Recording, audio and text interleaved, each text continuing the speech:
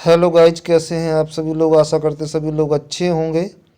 Welcome to my channel academic heights with HP sir में आप सभी लोगों का स्वागत है।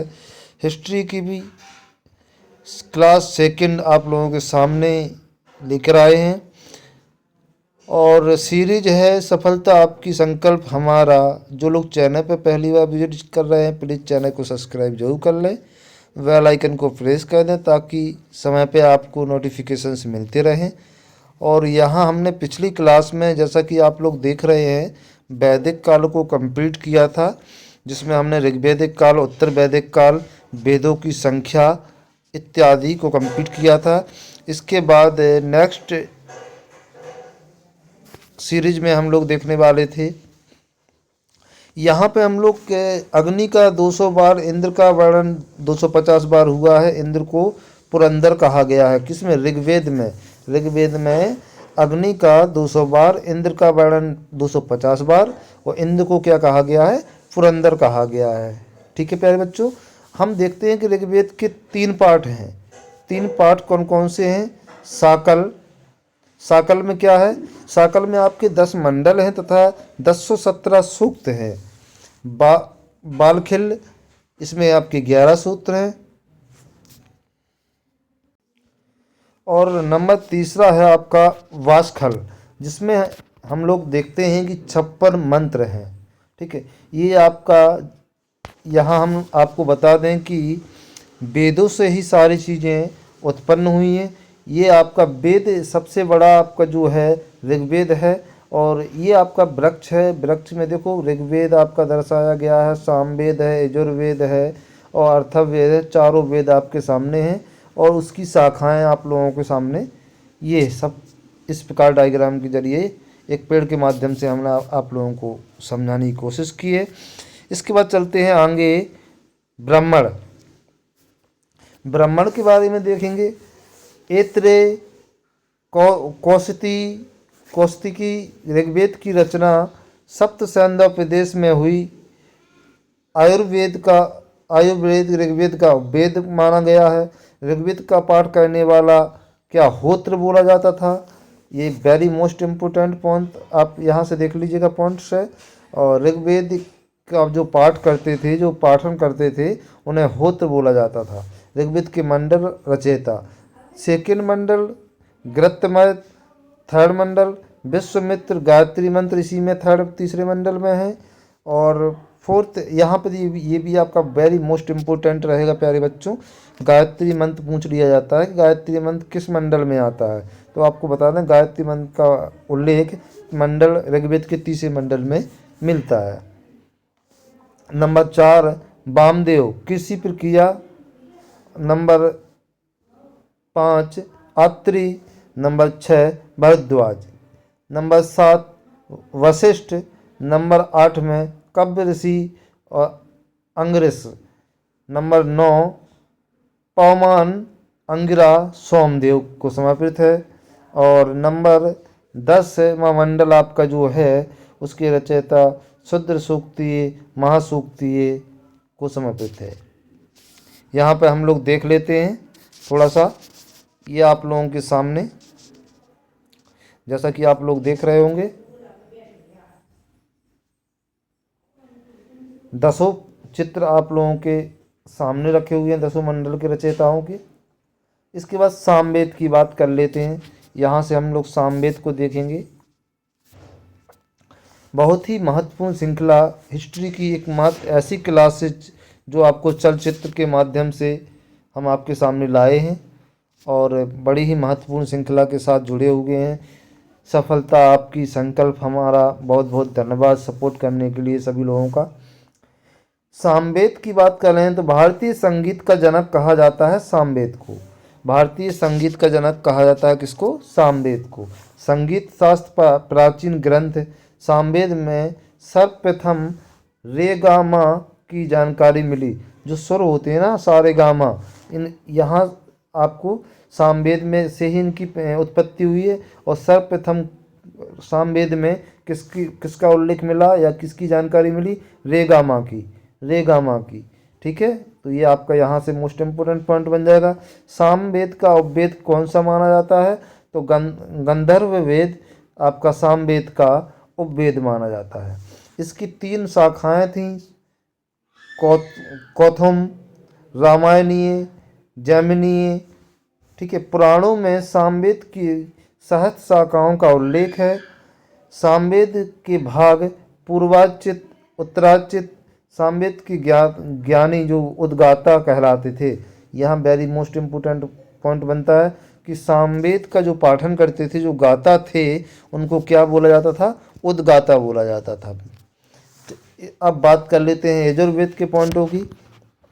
तो यजुर्वेद में यजु का अर्थ यज्ञ होता है। देखो यजुर्वेद में यजुर्वेद, ठीक है, तो यजुर्वेद में यजु का अर्थ क्या होता है? यज्ञ होता है। अतः इसमें यज्ञ व बलि संबंधी मंत्रों का उल्लेख है। यजुर्वेद गाथा पद दोनों में लिखा गया है। ठीक है, यजुर्वेद जो आपका है वो गद्य और पद्य दोनों चीज़ों में लिखा गया है। किसमें? गद्य और पद्य दोनों चीज़ों में लिखा गया है यजुर्वेद। यहाँ से आप लोग वेरी मोस्ट इम्पोर्टेंट पॉइंटों को अपने ध्यान में रखते हुए देखेंगे कि यजुर्वेद का अर्थ यज्ञ होता है, अतः इसमें यज्ञ व बलि संबंधी मंत्रों का वर्णन मिलता है। यजुर्वेद गद्य व पद्य दोनों में लिखा गया है। इसके 2 प्रमुख रूप होते हैं। कृष्ण यजुर्वेद, इसकी 4 शाखाएं होती हैं। कृष्ण यजुर्वेद की क्या है देख लेते हैं चारों। काठक, कपिष्टल, मैत्री, तैत्तिरीय संहिता, ये 4 आपकी शाखाएं हैं किसकी? यजुर्वेद की। अब बात कर लेते हैं शुक्ल यजुर्वेद। एक आपका कृष्ण यजुर्वेद हो गया, दूसरा क्या है? शुक्ल यजुर्वेद होता है। इसमें वाजस्नेयी संहिता कहते हैं इसे। इसकी 2 शाखाएं हैं, काव्य, मध्यान्हित। हाथी पालने का उल्लेख है। धनुर्वेद इसका उपवेद है। देखिए आपको बता दें कि आपका शुक्ल यजुर्वेद जो है इसमें हाथी पालने का उल्लेख है और इसमें धनुर्वेद इसका उपवेद माना गया है। इसमें राजसूय व वाजपेय यज्ञ का उल्लेख यजुर्वेद का ज्ञाता अद्वितीय कहलाता है। क्या कहलाता है? अर्धव्यू कहलाता है। अब बात कर लेते हैं आगे। तो आगे चलते हैं प्यारे बच्चों। अथर्ववेद, ब्रह्मवेद भी बोला जाता है इसको, अथर्ववेद को। और अथर्ववेद के बारे में देखेंगे।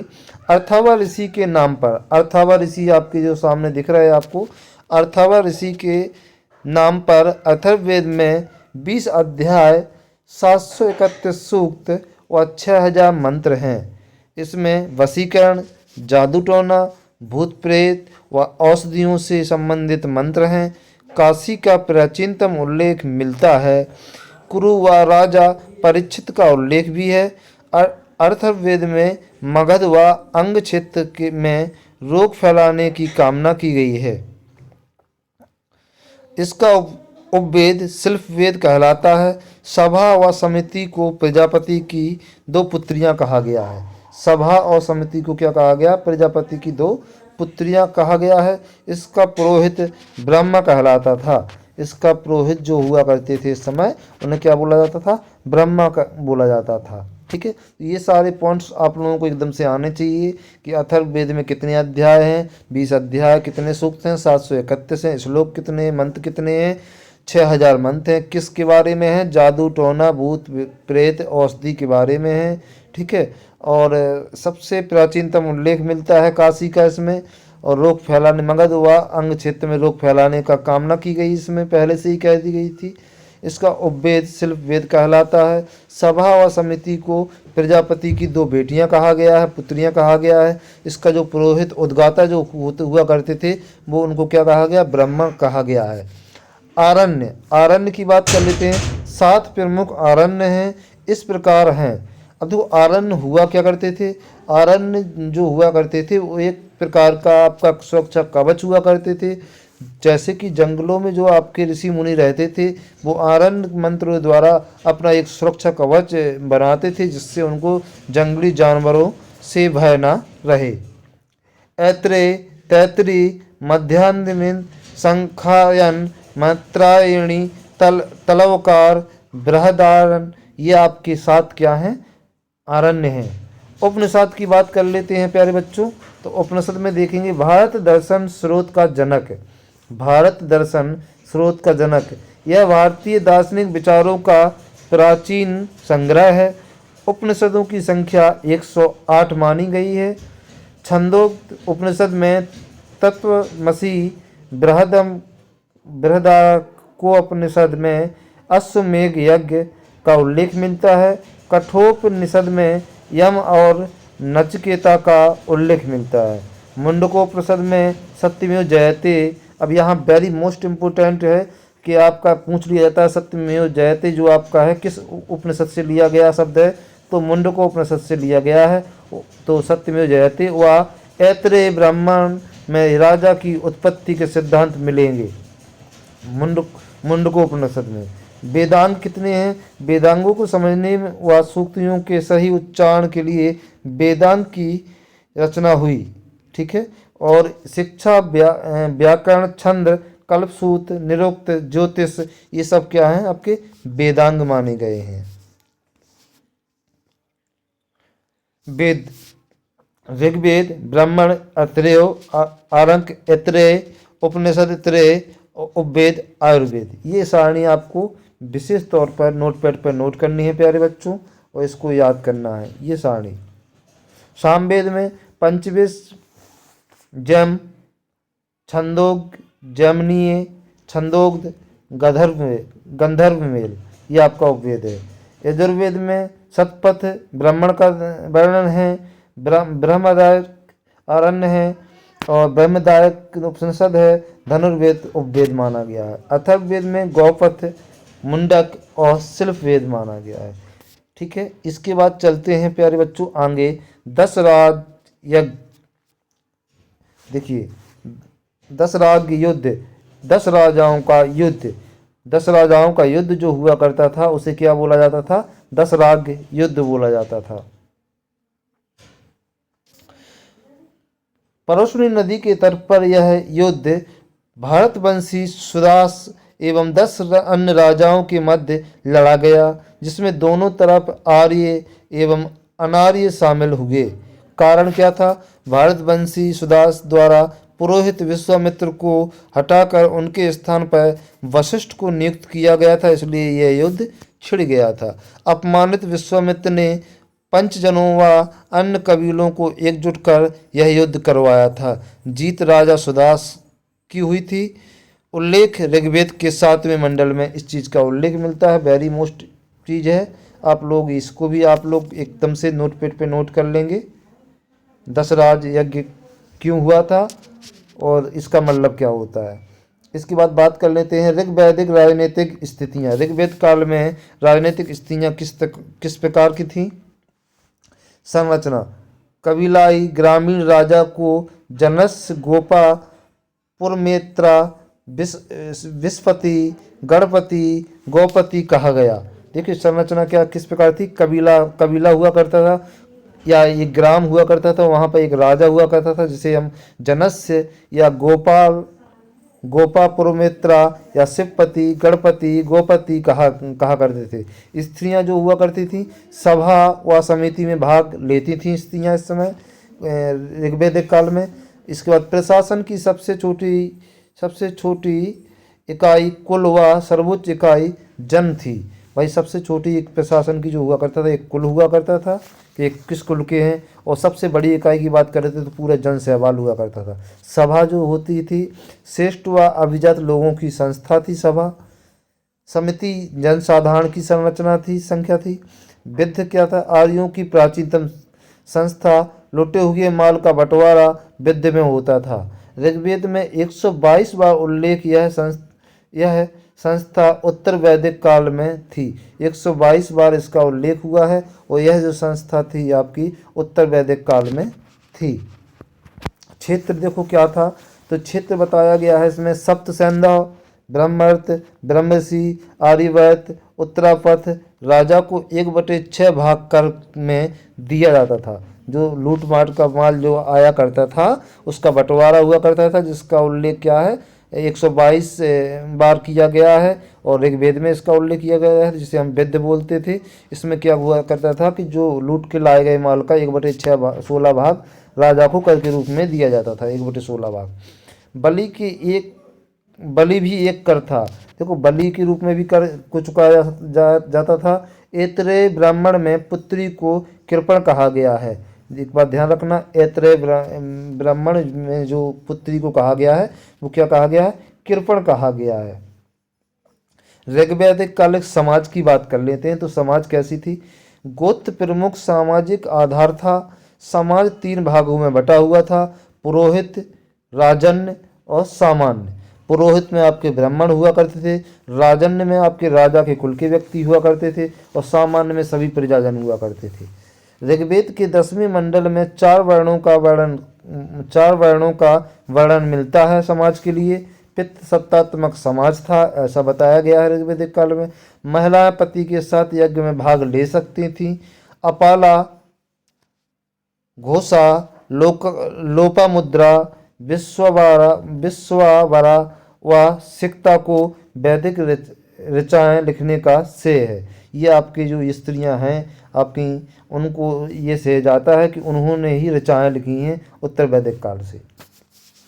2 प्रकार के अब बात कर लेते हैं।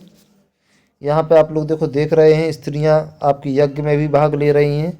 यहाँ पे स्त्रियां आपके लेखन में, विवाह में, हर चीज़ आपको हमने भी एक चित्रान्न ढंग से समझाने की कोशिश की है। 2 प्रकार के अंतर्वर्णीय विवाह। अब विवाह की बात कर लेते हैं। ये विवाह जो हुआ करते थे 2 प्रकार से हुआ करते थे। एक अनुलोम पुरुष उच्च वर्ग, कन्या निम्न वर्ग की। देखो जब पुरुष आपका उच्च वर्ग का हुआ करता था और कन्या आपकी निम्न वर्ग की हुआ करती थी, तो उस विवाह को क्या बोला जाता था? अनुलोम विवाह बोला जाता था कि अनुलोम विवाह हुआ है। पितृलोम विवाह में क्या हुआ करता था? पितृलोम में पुरुष आपका निम्न वर्ग का हुआ करता था और कन्या उच्च वर्ग की हुआ करती थी। ठीक है, पितृलोम।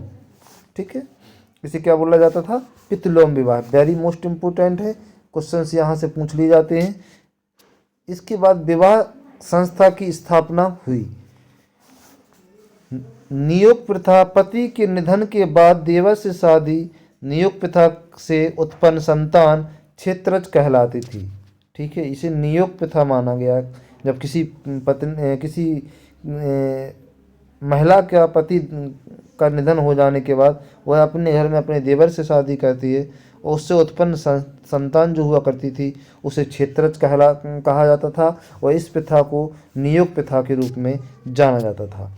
जीवन भर कुंवारी रहने वाली कन्या, जीवन भर कुंवारी रहने वाली कन्या को अमाजू, बाल विवाह, तलाक, सती प्रथा, पर्दा प्रथा, बहुपत्नी का रिवाज नहीं था इस समय। इसमें जीवन भर कुंवारी रहने वाली कन्या का ही उल्लेख रहता था, तो इसमें सुनिश्चित है कि ये प्रथा या विवाह की कोई बात ही नहीं रहती थी।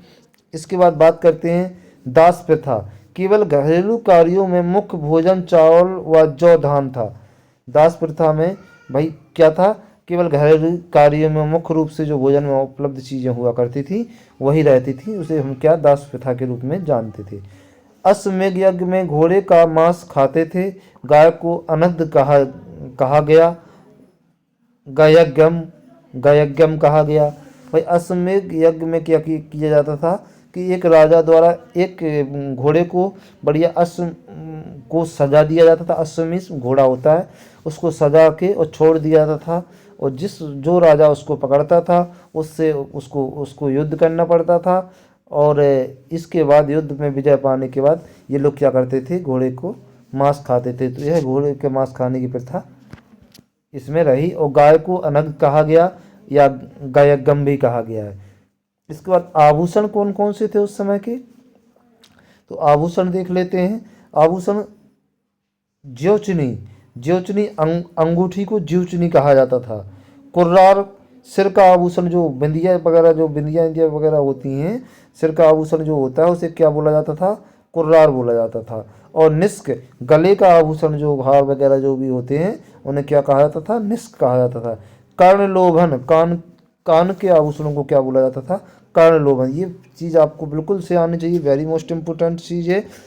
जो जो जो चुनी आपकी अंगूठी हो गई, कुर्रा सिर का आभूषण हो गया, निष्क गले का हो गया, कर्ण शोभन हो गया कान का। अब बात कर लेते हैं ऋग्वैदिक अर्थव्यवस्था की। ऋग्वैदिक काल में अर्थव्यवस्था जीवन यापन कैसे किया करते थे सभी लोग, किसका उल्लेख मिलता है?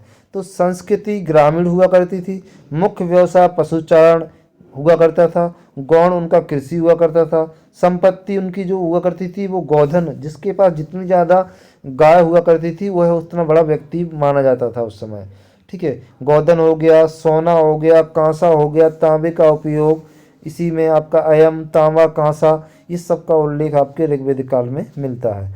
ऋग्वेद में जौ का उल्लेख मिलता है, अनाज के रूप में जौ का उल्लेख ऋग्वेद में पाया गया है। ऋग्वेद में कपास का उल्लेख नहीं था, लेकिन वस्त्र बनाना प्रमुख काम था। भाई कपास का उल्लेख तो नहीं मिला, लेकिन हाँ वस्त्र बनाने का व्यापार वहाँ आपको मिल जाएगा। व्यापारियों को पणी कहा जाता था। वेरी मोस्ट इम्पोर्टेंट पॉइंट्स है कि व्यापारियों को क्या कहा जाता था ऋग्वेद काल में, तो पाणी कहा जाता था। मुद्रा निष्क और शतमान था। मुद्रा क्या थी? निष्क थी और शतमान था। इसके बाद बात कर लेते हैं ऋग्वैदिक धर्म की। ऋग्वैदिक धर्म में देखिए बहुदेववासी होते हुए भी एकेश्वरवाद पर यकीन करते थे। प्राकृतिक शक्तियों का मानवीकरण करके उसकी पूजा की जाती थी। इंद्र को गाय खोजने वाला कहा गया है, शर्मा कुतिया को शर्मा कहा गया है, वृषण बैल को कहा गया है, सूर्य को अश्व देवता कहा गया है। ये आपके सामने है। देवकुल में देवियों की संख्या नगण्य थी, मतलब गिन नहीं सकते थे देवकुल में देवियों को। 33 देवताओं की 3 श्रेणियां मानी गई हैं। ठीक है, आकाश के देवता, अंतरिक्ष के देवता और पृथ्वी के देवता, 3 श्रेणियां मानी गई हैं 33 देवताओं की। 33 देवता कौन कौन हुआ करते थे? आकाश के देवता जो आपके कौन कौन? घोष, वरुण, मित्र, सूर्य, पूषण, विष्णु, आदित्य, ये आपके आकाश के देवता थे। अंतरिक्ष के देवता इंद्र, वायु, पर्जन्य, यम, प्रजापति। पृथ्वी के देवता पृथ्वी, अग्नि, सोम, बृहस्पति, ये आपके देवता माने जाते थे। 33 देवताओं को माना गया है और 3 श्रेणियां मानी गई देवताओं की। वरुण देव की बात कर लेते हैं तो ऋतस्य गोपा सोम, पेय पदार्थ का देवता वरुण देव को कहा गया है। क्या कहा गया? ऋतस्य गोपा सोम, पेय पदार्थ का जो देवता होता है वो क्या है? वरुण देव। पानी को वरुण देव का देवता कहा जाता है। सबसे प्राचीन घोष माना जाता है, घोष देव को सबसे प्राचीन माना जाता है। ऋग्वेद में इंद्र को संसार का स्वामी, वर्षा का देवता कहा गया है इंद्र देव को। ऋग्वेद में अग्नि को देव व मनुष्य का मध्यस्थ कहा गया है। भाई कोई बात देवताओं तक पहुंचानी है तो अग्नि में यज्ञ करेंगे। अग्नि आपके क्या हो गए? मध्यस्थ हो गए मनुष्य और देवताओं के बीच के। गायत्री मंत्र ऋग्वेद के 30वें मंडल में है, विश्वामित्र जी द्वारा इसका उल्लेख है। उपासना की स्थिति प्रार्थना यज्ञ कहा गया है। बहुत ही मज़ेदार श्रृंखला, बड़े ही मस्त और एकदम एग्जाम में आने वाले पॉइंट्स आप लोगों के सामने। वैदिक काल की सप्तवली, अब यहाँ से हम लोग वैदिक काल की ओर प्रस्थान करेंगे और वैदिक काल की सप्तवली को पढ़ेंगे। राजा और क्या पढ़ेंगे? गोप्ता, मरुस्थल और धन, ये आपके वैदिक काल की शब्दावली है। ठीक है,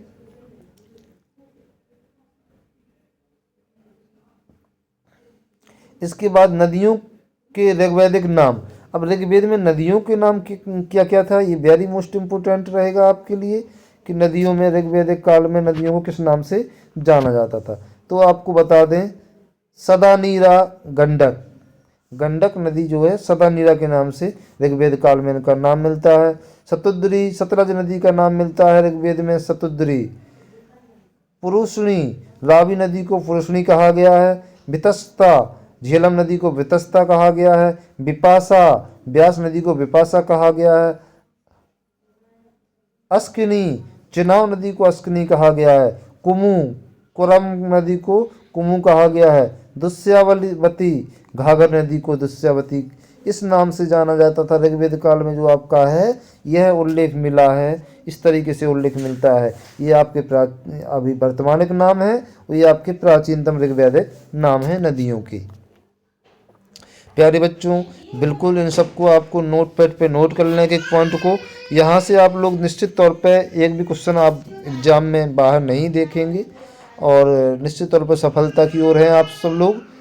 इसके बाद ऋग्वैदिक यज्ञ की बात कर लेते हैं। राजसूय यज्ञ।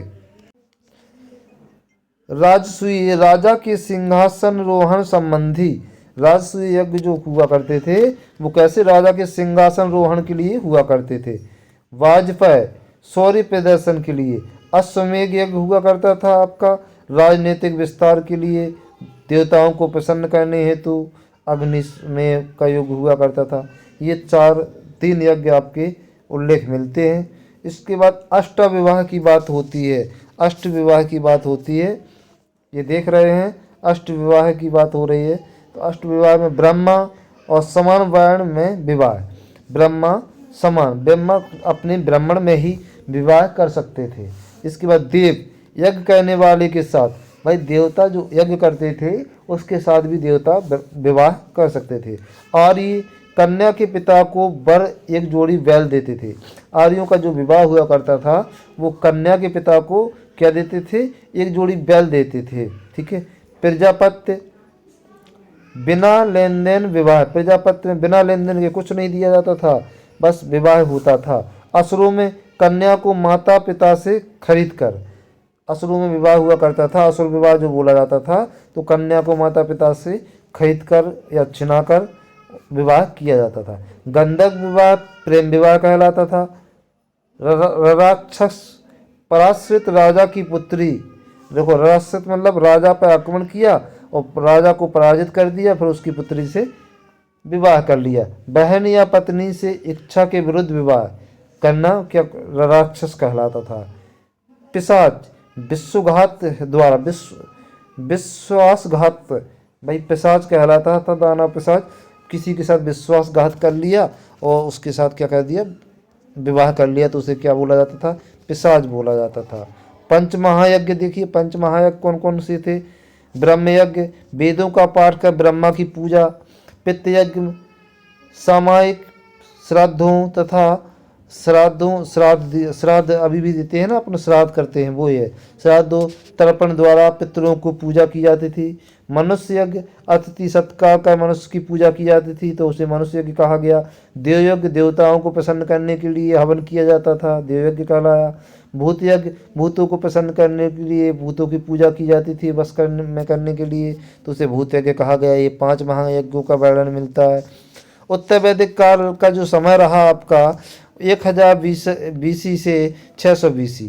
अब उत्तर वैदिक काल की ओर हम लोग बढ़ रहे हैं।